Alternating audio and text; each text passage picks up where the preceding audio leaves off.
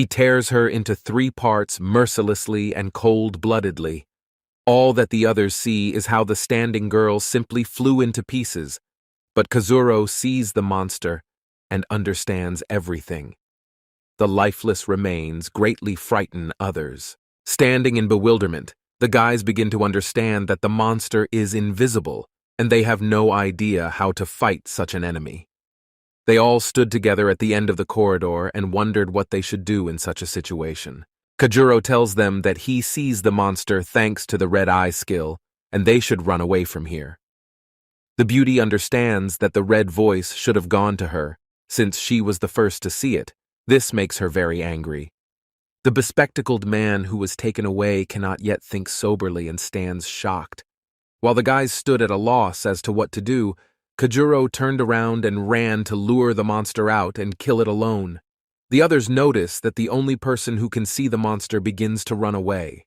The beautiful Tsuyuki decided to think about what to do, but the bespectacled man reasoned with her in time that this was not the time or place to think. They should run otherwise, and they would be torn apart by the monster.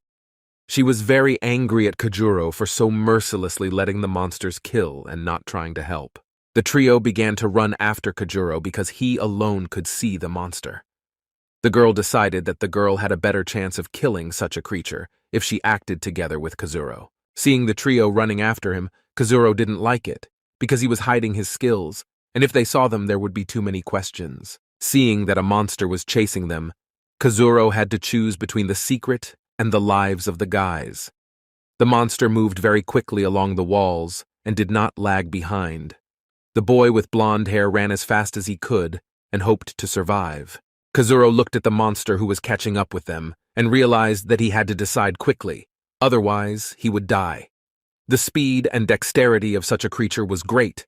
It was necessary to act with certainty. Suddenly, a monster with a chainsaw spoke in Kazuro's mind and offered to let him deal with this six-eyed one. He felt a strong disgust for that monster and wanted to kill him. Chainsaw wanted blood and fights. He was not comfortable sitting and doing nothing. He was eager to go outside and have fun.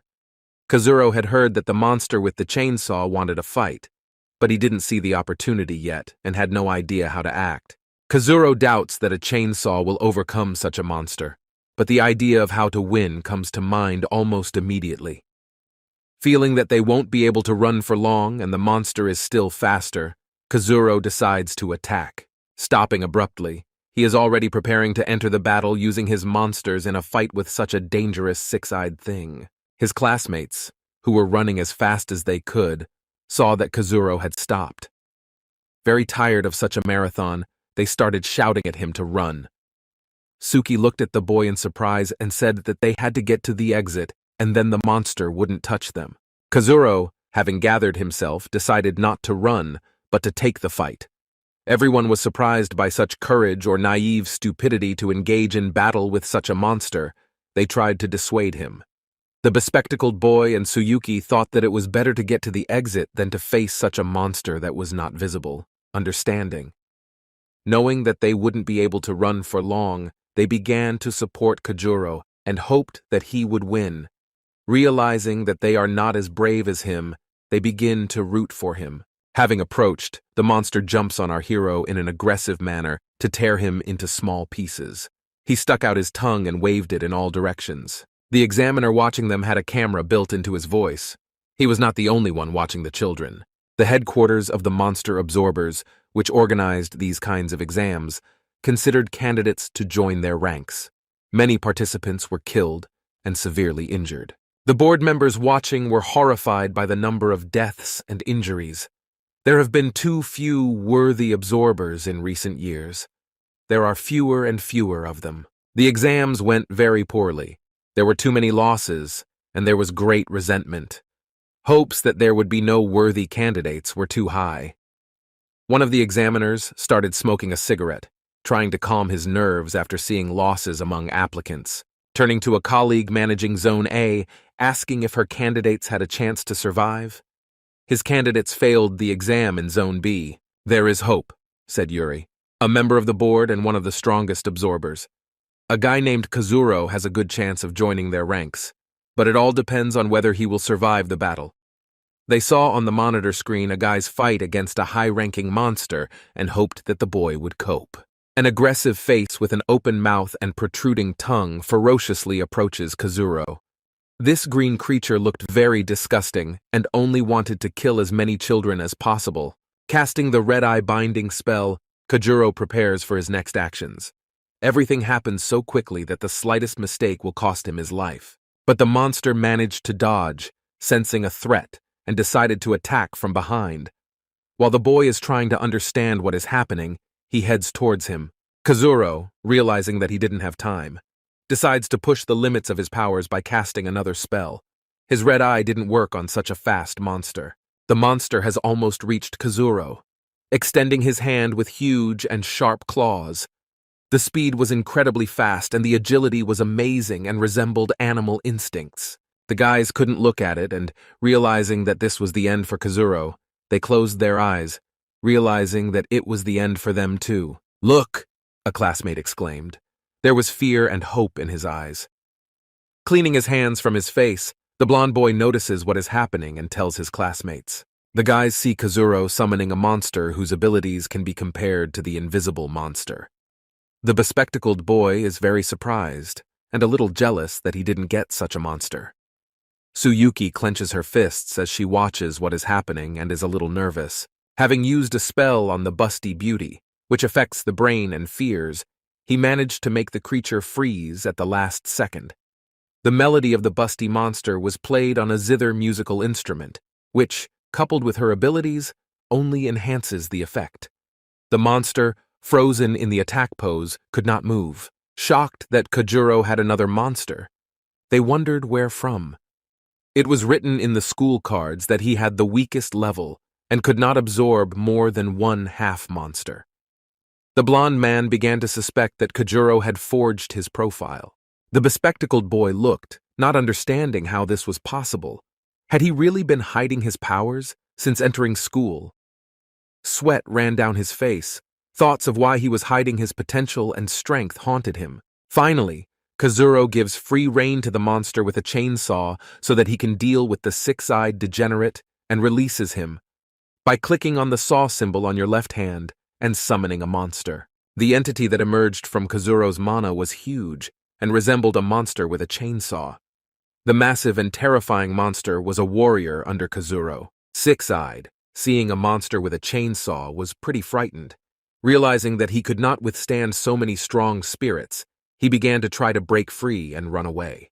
The attempts of the six-eyed man were even. The monster with the chainsaw, getting closer, wound up his chained beast and launched it with all his might to cut the six-eyed monster into pieces. The saw began to cut the monster and splash its blood all around. Strong cries of pain and suffering rang through the hospital corridors. Entering the body of the six-eyed man, the saw made him feel pain and fear of imminent death. The disobedient body from the spell could not move and create barriers before attacks. The busty beauty begins to play a different melody using a destruction spell when the enemy has little blood left, finishing him off with her explosive impulse. Blood splashes in all directions, and all that is left is a stain of dirty red substance on the floor. Having defeated such a fast and nimble monster, Kazuro was glad that everything was over. The monster with the chainsaw was pleased with such an epic battle. On the floor, a round stone fell out of the six-eyed one, similar to the goblin stones, but larger. Such a huge stone probably costs a lot of money. By collecting such a lot, you can arrange a comfortable old age, Kazuro thought, holding such a treasure in his hands. After finishing the fight, he returned all the monsters back to himself. Now he wanted to rest and think about what to do next when the exam was over.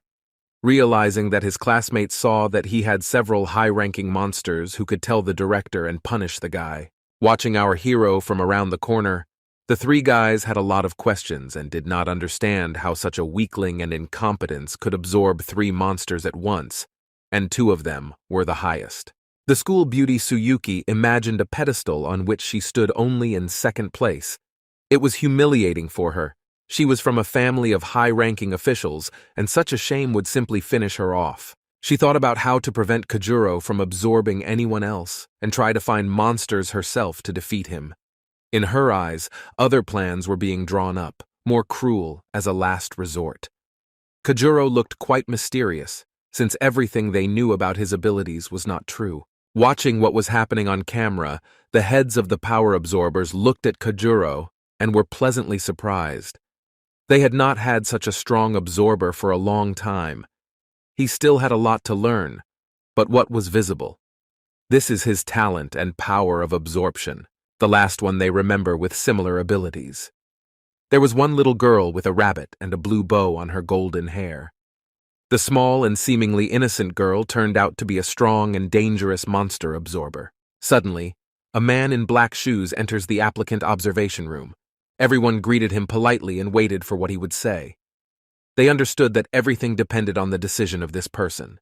He was a smiling, elderly man with glasses and gray hair.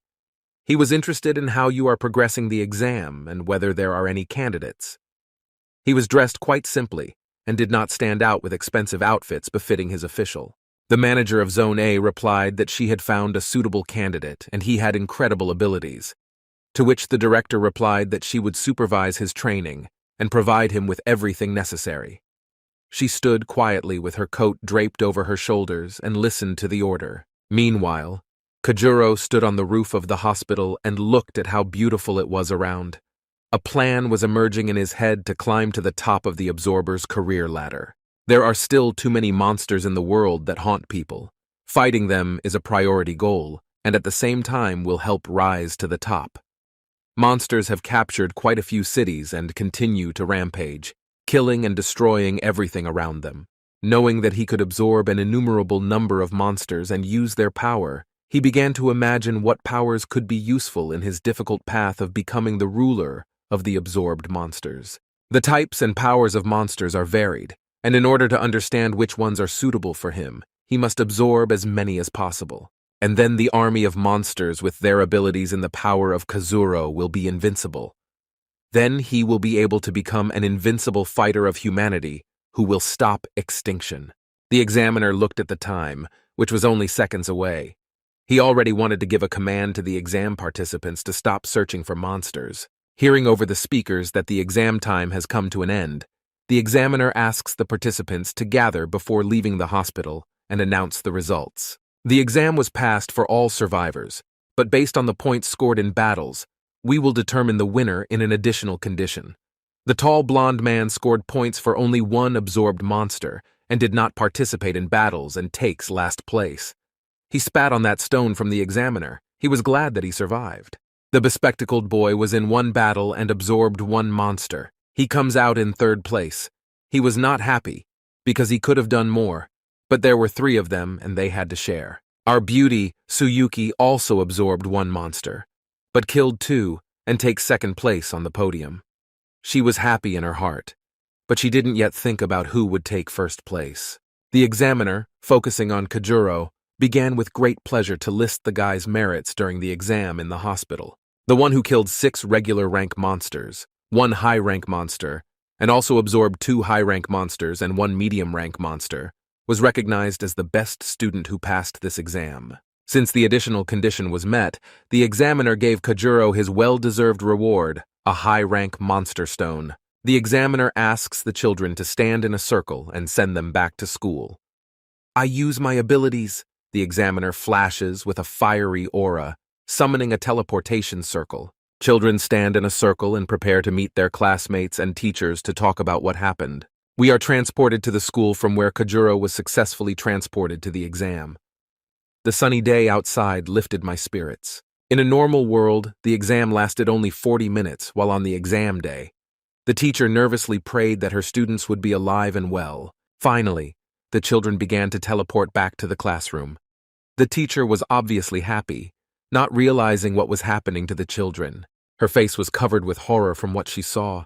Tears in her eyes were running in dense and large drops. The children that emerged were severely mutilated. Some were missing limbs, others were holding broken arms, some had vision problems, and many mental injuries. They stood near their desks and begged for help, screaming from the pain and fear that they saw during the exam. In front of the teacher lay her student in torn clothes. His torn shirt was covered in blood, and the guy's tears from pain showed horror at what he saw. He begged the teacher to help him and take him to the hospital. The teacher ran to the first aid post to call doctors for help. The hysterical state forced him to act very quickly, and the endless crying from what he saw gave no rest. The doctors who came to the rescue began to quickly examine the children and try to save them. The wounds received during the exam were terrible. Many would be crippled for life. Many people in medical suits carried wounded children on stretchers and bandaged their bodies, trying to stop the bleeding and treating the wounds. Kajuro, having teleported to his place, saw how badly the exam went for the others. He had never seen so many wounded. There was a silent question in his eyes. Why is all this? The teacher saw Kajuro standing safe and sound. She went up to him to find out how he was feeling and whether he needed medical help. The guy stood in shock and could barely answer the teacher. The teacher came up to him in tears and hugged him, stroking his head, reminding him that why he didn't listen to her, go for the weakest exam, but chose the most difficult one. Fortunately, at least he returned alive and pressed him to her chest. This made Kajuro come to his senses a little and became a little embarrassed. He had never felt such beautiful and soft breasts so close. The teacher was clearly concerned about the children's well-being and did not think it was inappropriate. The teacher asked how his exam went, to which Kajuro pointed to the monitor screen. Seeing the results, the teacher was surprised since the guy did not stand out in any way and was even weak compared to the rest of the students.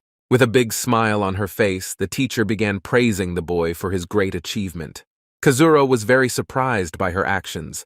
She constantly just shouted at him and reminded him how stupid he was. He looked at the teacher and was glad that he was finally praised. Kajuro had only modest joy on his face, but the awkward situation did not leave him. She also noticed that Kazuro had a bag of decorations on his table. Having asked where he got them from, she only heard that he came across dead bodies and removed them, as well as from defeated monsters. The package contained a variety of jewelry and stones. You could get good money for them on the black market if you tried to sell them or exchange them for something more valuable to the boy. The teacher looked at him and was surprised that he took the time to loot while there were monsters walking around. But judging by the maximum number of points scored, it was not so simple. She saw in him a future, fearless hero. This was hope for humanity. His aura was sunny and his hair was long and his clothes were like royalty. This is how she imagined Kazuro's future. While the teacher stood, flying in the clouds, Kazuro looked at her in bewilderment as to what she was up to. There was admiration and joy on his face. Maybe she wanted to invite me to a cafe? Kajuro said. Throwing away these stupid thoughts, Kazuro notices that a teleportation circle begins to appear near him and is supposed to transport his best friend Po. Kajuro hoped that he was okay and wasn't hurt. Having appeared, the fat man slept soundly, not giving the appearance of being alarmed. There was not a scratch on him, because he chose the weakest level of the exam. There were almost no threats there. He didn't even pay attention to the great commotion and many cries of pain around him. His sleep even made saliva flow from his mouth. Kajuro tried to wake him up and ask how he was. How was the exam? But the fat man didn't even show that he was waking up. The sleep was sound and undisturbed. Seeing the bubble sticking out of his nose, Kazuro wanted to burst it, but that didn't help. Rushing with bills and words that he would feed the fat man delicious food, Po opened his eyes. Seeing the money and words of treat in front of him, Po could not refuse. "How mercantile and hungry you are," Kajuro said. The fat man, stretching and yawning, had not eaten anything for a long time, and the words about food woke him up. After school, the guys went to their favorite cafe, where they served their favorite dishes. There were always a lot of people and a lot of office workers near the restaurant, since there were large office buildings nearby. Suddenly, Kayuro's phone rang. Seeing that his parents were calling, he picked up the phone without hesitation and heard his father's voice. He had not seen them for a long time since they lived far from the city. The parents were extremely happy for their son that he passed the exam. The teacher had already informed them about this. Tired of the farm work, they really wanted to hear their son's voice and get distracted. Kazuro was pleasantly surprised by this call and was glad to hear from them. Joyful, he told what he saw during the exam and that he discovered new abilities in himself. The parents were very proud of their son and rejoiced at his success, encouraging him in every possible way that he had now become so independent and could achieve a lot. Having said goodbye to their son, they stood with bloody sickles. The joy seemed a little crazy. Standing against the backdrop of sunset in a cornfield, they clearly were not telling their son something. Dead bodies lay at their feet. Some were still alive and in fear tried to beg to let them go. The father stood holding a sickle in his hands with blood flowing down it. Many soldiers of the head of the absorbers were killed and only their heads lay. Kazuro's parents. Apparently, they won't just leave them and others will come. The parents' secrets about their lives and what they really do have not yet been revealed. Without a twinge of conscience, the father went through the neck with a sickle. They left no one alive. Praying for mercy and leaving them alone yielded nothing. After all, this was not the first time. My father's eyes showed anger and contempt for the attackers. He understood that he had to do something quickly, otherwise these mercenaries would drive them in and finish them off. Standing in front of a pile of headless bodies, the parents began to think about what they should do to protect themselves from the regular influx of mercenaries trying to kill them. The mother also noted that if these mercenaries find out that they have a son, then this will bring great danger to Kajuro. She had to act immediately. The father, with a maniacal smile, imagined what he would do with these scum in suits. If they only try to get closer to their son. Sitting in a cafe, the guys ordered the largest plate of hot appetizers of meat and fish. It looked like a salad of delicious ingredients. The fat man from hunger grabbed the meat on skewers in 2 hands at once, and with a huge smile and joy thanked Kazuro for such a table. He wanted to quickly taste the most delicious snacks and enjoy such a lunch. Kajuro looked at the pleased Po and was glad that his friend was healthy after the exam. Seeing how much this dish cost on the menu, Kajuro sweated a lot. He had enough money. He earned a tidy sum for the jewelry from the testing zone, but he didn't want to spend it so thoughtlessly. But when else will he be able to see the happy fat man with whom he sat at the same desk? Kazuro understood that after the exam, their paths would diverge to different educational institutions. It wouldn't be a shame to spend money on this, Kazuro said. While they were eating, the fat man began to tell him that he had found himself a smartly protective monster who saved him from a monster with a hammer and a bandaged head. Without realizing it, he climbed straight into the mouth of the trash can monster, and after some time they agreed to work together. Kazuro now understood why he was haunted by the disgusting smell of a garbage dump, and he was thinking about himself. Po behaved quite normally and did not pay attention to the smell. After eating some tasty snacks, Po remembers that Kajuro went to take the A-level exam and came back safe. He wanted to know how this happened and how he survived. Kajuro began to tell that he was able to absorb several monsters and fought with very dangerous monsters. Some students from their school died or were left disabled after brutal battles with monsters. He recalled that their classmate was torn apart before his eyes. Suddenly, their gaze turns to the TV, which was broadcasting battles with monsters. The fat man looked at the participant with admiration and said that this was the strongest girl he had ever seen. This was the same girl that the board members of the monster power absorbers were talking about. Her abilities were strong and may even surpass those of Kajuro. She could easily fight strong monsters and kill them with her strength alone. The fat man admired this beauty with a bow. He always dreamed of seeing her live and shaking her hand. She was like an angel, modest, quiet, and very beautiful. Her bow and white dress made her look like a completely innocent child. Kazuro looked at her and did not find her attractive. Such a quiet woman was clearly not so simple in character. "Usually quiet people are very dangerous," said Kazuro. The fat man began to defend the girl, saying that Kajuro simply does not understand anything about women. No one would even look at him with such judgment about people.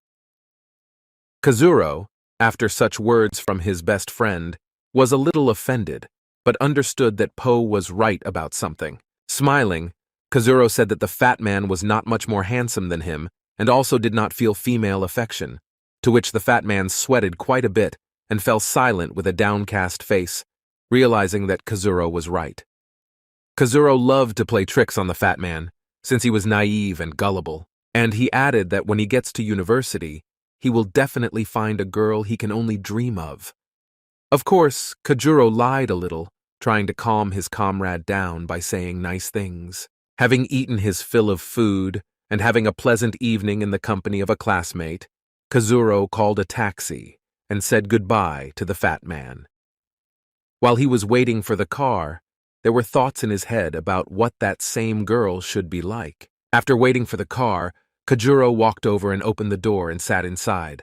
It was already dark outside, and the way home was not close, pretty tired. He already wanted to quickly get to bed and get some sleep. In the background, the city was illuminated by many lights, and even in the evening it was very light. The yellow taxi drove quite quickly through the city at night, passing many buildings, but Kazuro did not pay attention to it. Thoughts about rest did not leave him. He looked at his phone, looking at his classmates' stories on social networks. Remembering how terrible it was in the class, he was a little worried about them. Suddenly, the taxi jumped on a bump and Kazuro almost let go of the phone from his hands. He immediately began to pay attention to what was happening around and suspect something bad. Looking out the window, he noticed that the houses along the road were completely different from the ones leading to his house. The driver was taking him in a completely different direction. But Kazuro realized this too late. He looked at the driver with great fear, something he had only seen in films about kidnapping.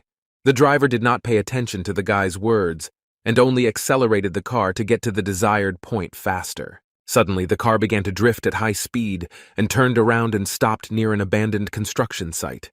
It was dark, and not a single person around. Horrified by what was happening in front of him, the door opened. It was a taxi driver. He asked Kazuro to get out of the car. Kazuro, fearing for his life, begins to suspect and closely monitor his actions. Kazuro did not move. Then the driver threw him out of the car. In front of the construction site stood a girl with her back turned and a huge pumped-up man sharpening his blade. They sat near an abandoned building and waited for Kazuro to approach them. Kazuro stood up and shook himself off from the fall, raised his head, and saw a girl in an outfit that looked like a clown, Harley Quinn style, thought Kazuro. Turning around, her face was indeed painted like a clown, and her hair was multicolored. She was quite serious and very suspicious.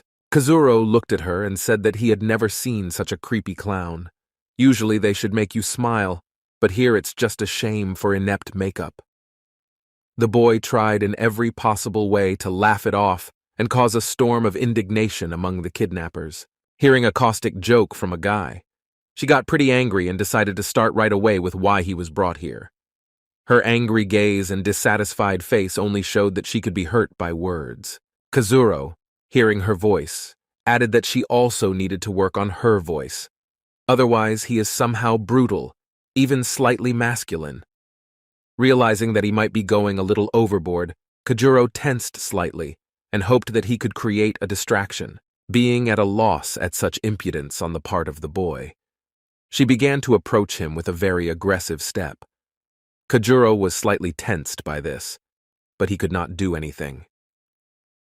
The taxi driver stood nearby and watched the boy so that he would not go anywhere. Approaching him, she hit the car hard with her foot, showing that there was no escape from them, and he was behaving very impudently, not understanding who was in front of him.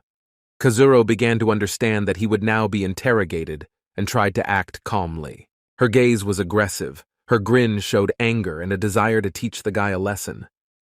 Having pressed him to the car, she began to threaten the guy so that he would give her all the loot from the hospital exam. She knew about the exam and what he learned from it, which means she has accomplices who gave her such information. The maniac's gaze looked quite frightening. Kazuro was confused, because almost no one knew about his prey in the exam area. He began to suspect that there was a spy among his classmates or someone else.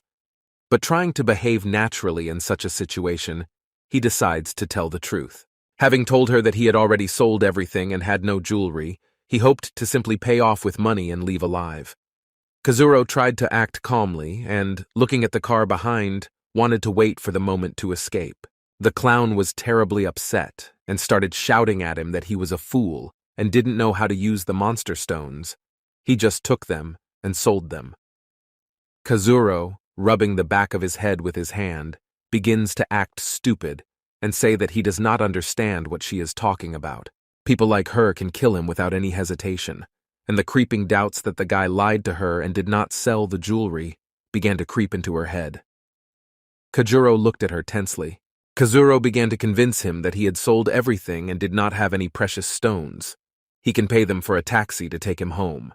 An absurd conversation with stupid jokes from a guy makes a girl in a clown outfit lose her temper and makes her start being very rude to the guy and threatening his life. Listening to the conversation between the clowns and Kazuro, her henchman stands up to help and intimidates with his sharp blade to say that he will not leave here alive until they get what they want. Realizing this, Kazuro breaks away from the distracted clown and begins to run away from them. While the fear of death is in my head, he can't think straight and is just trying to buy time. The clown realizes that she was fooled and did not keep track of the boy and begins shouting at him to stop. Running across the road, hoping to get away, he notices while alive that something is wrong and looks around. They didn't even think about running away, confident in their monsters. They would simply activate them to capture Kajuro. They were a huge, pirate-like monster with a barrel and a ghost with half a body and a face. They rushed to catch up with Kazuro. Attacking from above, Kajuro manages to notice them. The terrible monsters were controlled by other absorbers, which means they were not so stupid. I haven't fought Kajuro yet. Having hit him with his barrel from above, the pirate thought that he had finished off the guy. Fragments of asphalt scattered in different directions. Kajuro managed to jump away at the last moment. He was trying to understand the abilities of the monsters in order to assess his chances in the fight. Strategic thinking made it possible to defeat any monster by finding an approach. Looking at these two monsters, he wanted to see what they were capable of, but they had not yet used their magic. Kazuro had never fought two monsters at once, and it scared him a little.